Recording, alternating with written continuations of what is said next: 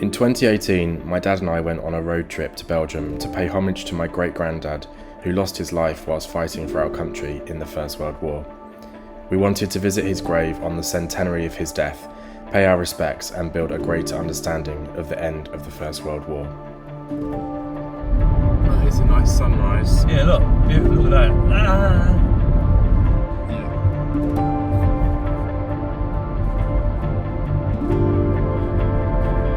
It's nearly 45 minutes last check-in, yeah?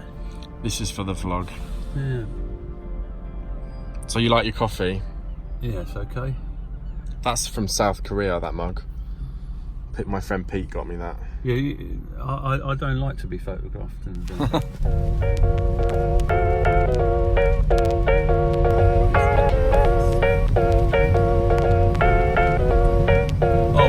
ask him if I've got to turn the alarm off or something. I'm not sure what you're supposed to do, whether you've got to lock the cars or what. So Dad doesn't know whether you're supposed to lock your car. He's worried the alarm's going to go off, and now he's embarrassingly just asking some random bloke behind us in typical Dad way. Remember this moment later on. This ferry needs a refurb. I think it's 181. Quite badly. No, it doesn't. It does.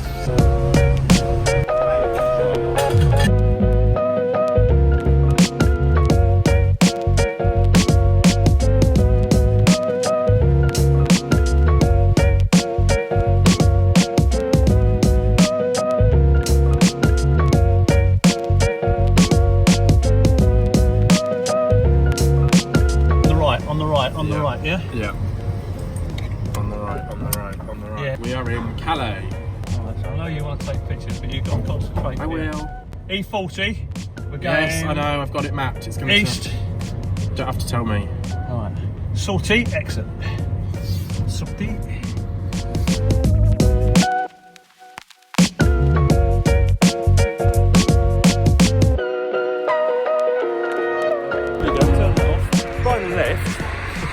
I'm doing By the left, quick, watch. So, we just arrived in Belgium after a bit of a crazy journey. I just thought I'd lost my passport, but luckily I haven't. It was just fallen into a different pocket of my bag. It's actually really cold, isn't it? Yeah. It's pretty freezing. It's just because it's really misty, so it's quite humid, which is making it feel colder. So we're just walking into Ypres, the middle of Ypres, and we're going to go to the museum. And I feel like I need coffee or something, or tea. Mind yourself here, because you can get run over it. Yes. That's really cool. That almost looks like it could be English architecture.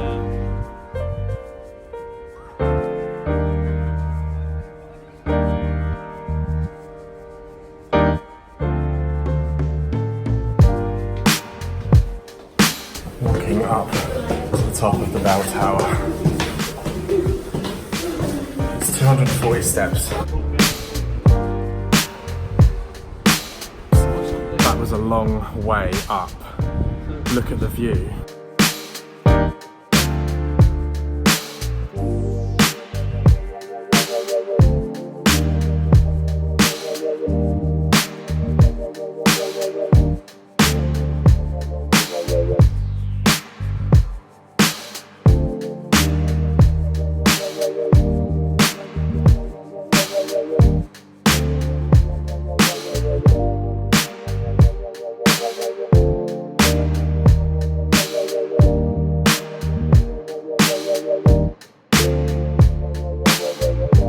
We then headed downstairs to take a look at the In Flanders Fields Museum and have a really good look at the exhibition all about the First World War.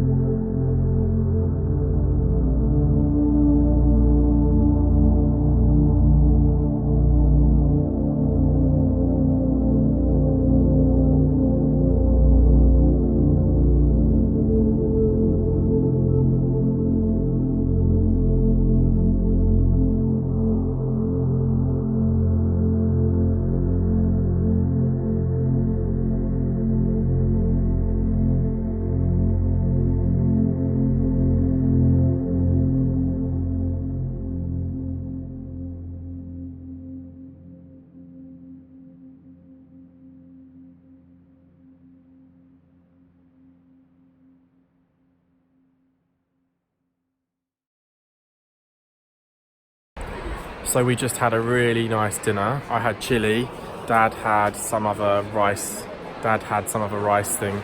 We're now on the way to the gate. I'm not sure what gate this is, but it has significance. Dad, what's the gate called? Pardon? What's the gate called? Menin Gate. And what is the history behind this? Well, I'm not sure, but it was on the Menin Road, which went right through the heart of the battlefield. Yeah. And also now, commemorated here, there's all of those people that died, but they couldn't find their bodies. Okay, they were written down here. Yeah, so they've got all their names up there, but they've not actually got a grave anywhere. Right, and that's what is here, and this is to commemorate them. It is. Now, whether the Menin Gate was here before, I've got the feeling there was some kind of something here, but whether it was a monument exactly like this, I don't know. Cool.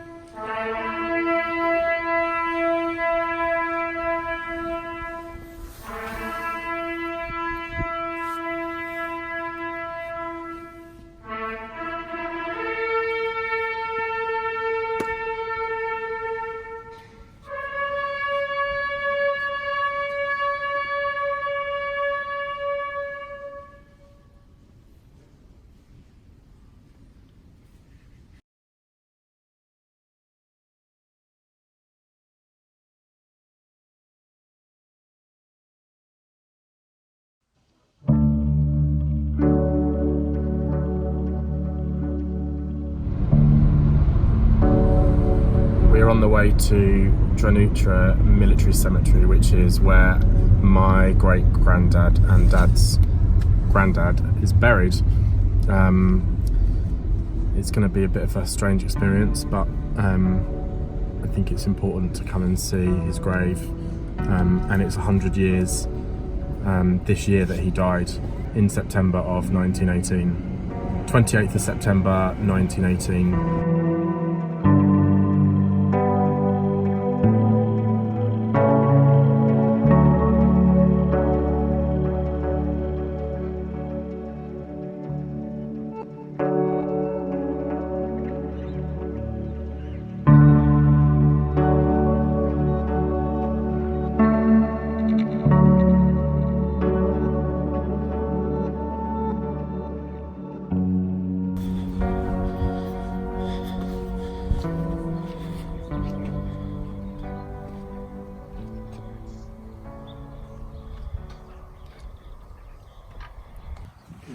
Suffolk Regiment.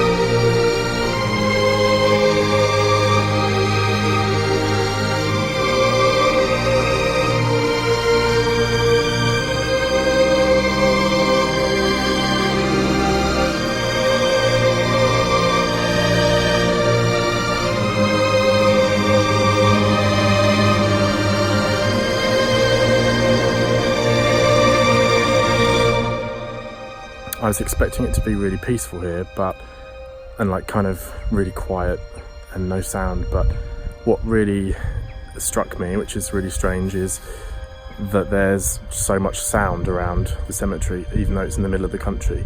So there's a school just over there, and the kids were all outside playing, screaming and shouting.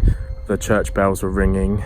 There's birds everywhere singing, and you can hear cars, and it's just really, I don't know, it's just strange because all the sounds just remind you that life continues. And you know, those kids probably have no idea, like, you know, why these men here are in the ground. It was kind of strange seeing my great granddad's grave.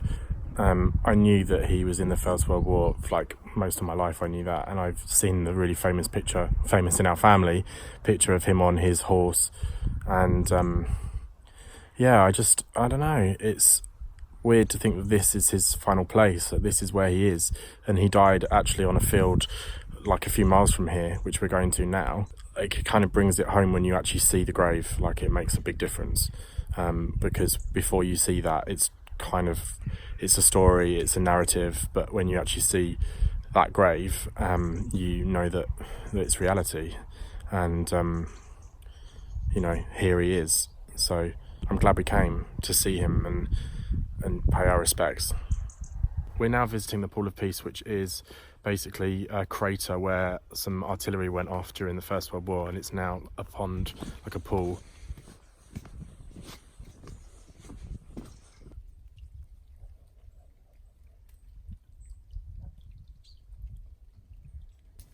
I wonder if this was another mine, Joe.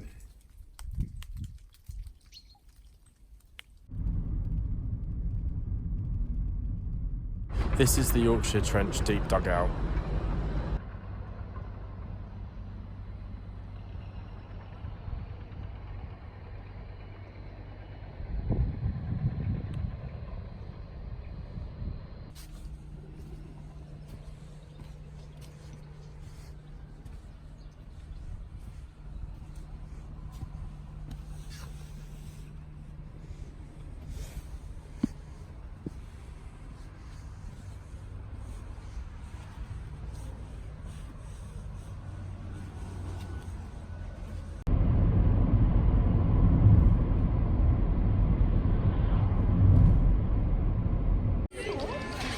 We are now in Bruges.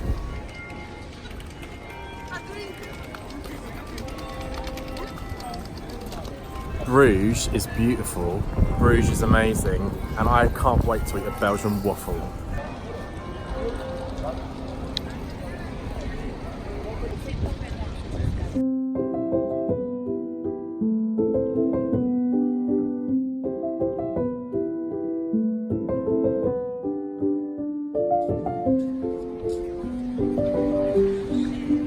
How gorgeous is this tree? It's 10 to 7 now local time. How gorgeous is this tree? Huh? Oh, I'm trying to... On all my videos, look at this amazing tree and beautiful building. Great picture there with lost his teeth. Wow, look at that. Both of them are impressive. The tree and the building. Yeah. I love a Christmas tree, I'm not going to lie.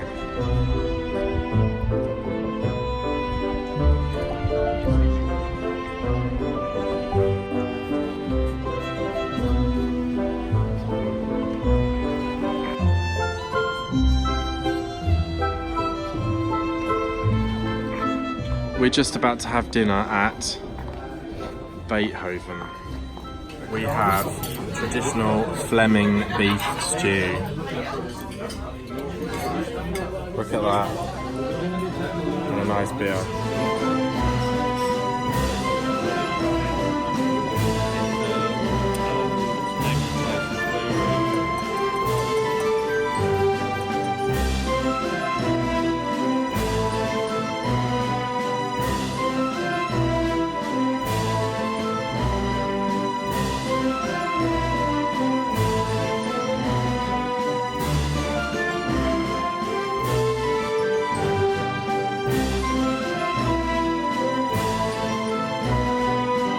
So this is the hotel in Bruges. It's called Hotel Pontenari. Look how lovely it is. It's gorgeous.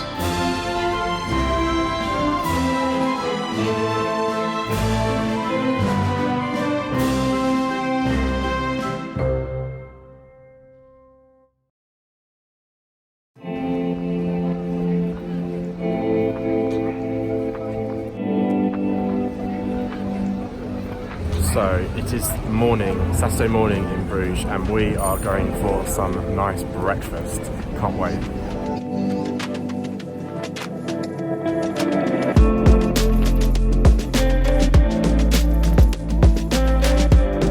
So we're sat by St Salvador Church having breakfast in Tea Room Laurent, which is very nice. And look what I've got on my plate.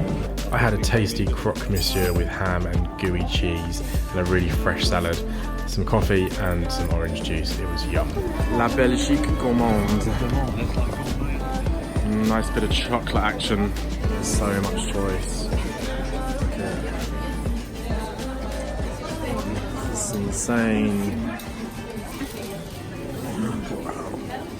Self-service chocolate. There's a selection there with all the different ones. This is like when you're a kid, you know, you go to the 4 for a penny sweets, you know? Yeah. Hedgehogs. Oh, no. It's too much, Joey. It's difficult to know what to choose. Gorgeous tins.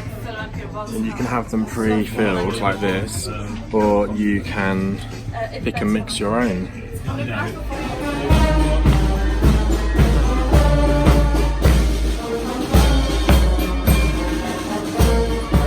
No, this is not a toolbox, it's chocolate. How amazing is that? We've got spanners, hammers and stuff, cogs and paintbrushes, horseshoes, bolts, hinges. Nam, look, we used to sell these at the Barbican, do you remember? Individually though. Action. Rolling action, I don't have to say that. Roll it, but you do, because I'm chatting away. Shush! I just spent 76 euros on chocolate.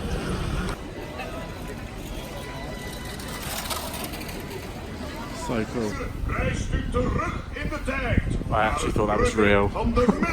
So we're about to go in the Historium and do a virtual reality of Bruges in the Middle Ages. I've got my headphones on, my audio guide, I'm ready to go. This part of the Historium was actually an interactive multimedia experience, taking you through the streets and houses of Bruges. It showed you the history of the city, how Bruges was built on trade and why it was such an important city in Europe. Halfway through the museum tour, you come to an outdoor balcony which overlooks the Great Market Square. It's a really great vantage point to people watch and soak up the atmosphere. This square is absolutely stunning. It's a really beautiful old square. The buildings are amazing and it's just got a really good vibe about it. Everyone's down there having lunch and chilling out, and the flags are flying, and it's just a really lovely atmosphere. I bet this is amazing at Christmas. So I just did the virtual reality thing, which is really, really weird. And there's a bit at the end where you're on top of this tower in the middle of the town square, and I literally shat myself because it's really high, and it feels like you're actually up there, and you like look down like that, and there's actually nothing there apart from like just a massive gap. So it's quite scary. That's my first virtual reality. It's actually really, really good. Time for one final walk around before heading home.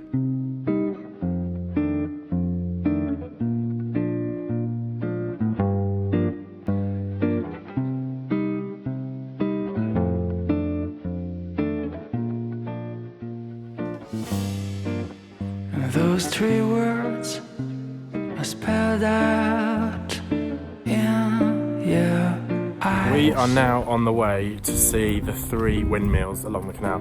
It's quite famous here. There's 3 windmills in a row, and I'm hoping that we get some good photos and videos, so you'll see that. Say something wrong. Something that's just apparent is just how amazing this city is, how stunning it is. I've never been to a city anywhere in the world where everything is so sort of preserved. all the old houses, the shops, the architecture, it's all incredible, and you don't feel like it's any part of the city's compromised. It just feels really original everywhere, and really, really old. Yeah, it's amazing. You've been told too many times before. Yeah, you've been told so many times before. So I'm gonna try with something new, and I've never said that I love you. When the line between us just fades and blurs,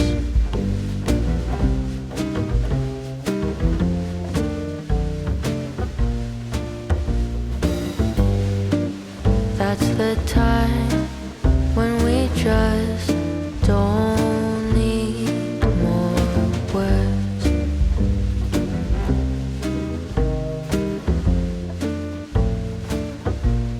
Cause you've been told too many times before. Yeah, you've been told so many times before.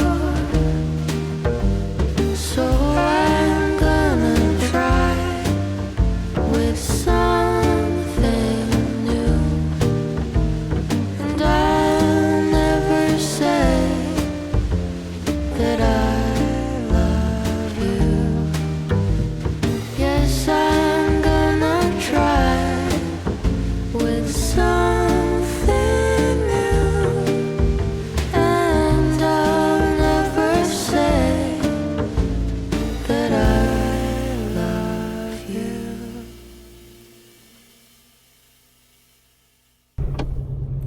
So we're walking down the stairs back to the car deck because we are about to drive off the ferry, and I hear this whip, whip, whip, whip noise.